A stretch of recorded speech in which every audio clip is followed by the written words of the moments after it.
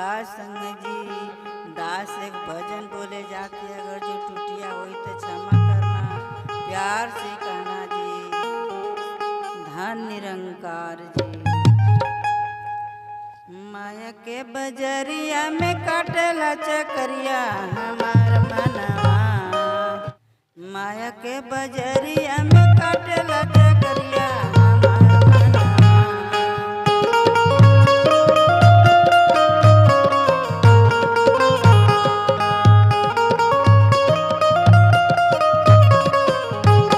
देखा देखा ए माता हमार मनवा,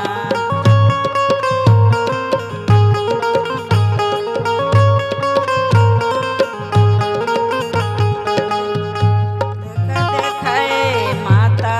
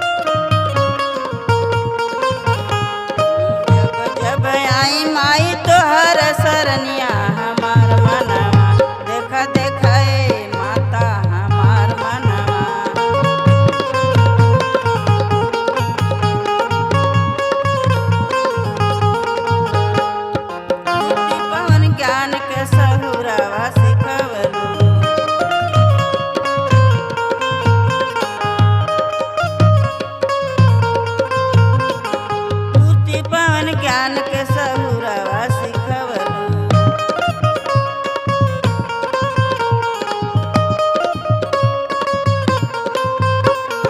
नैया भव सगड़ से परवा लगवलू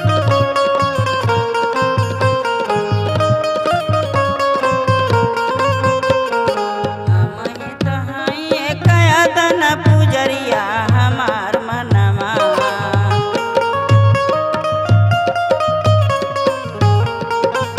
हमही तहाई कया दन पुजरिया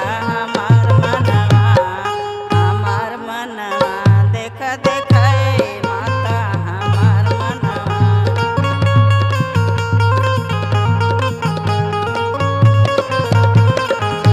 संग जी प्यार से कहना धन निरंकार जी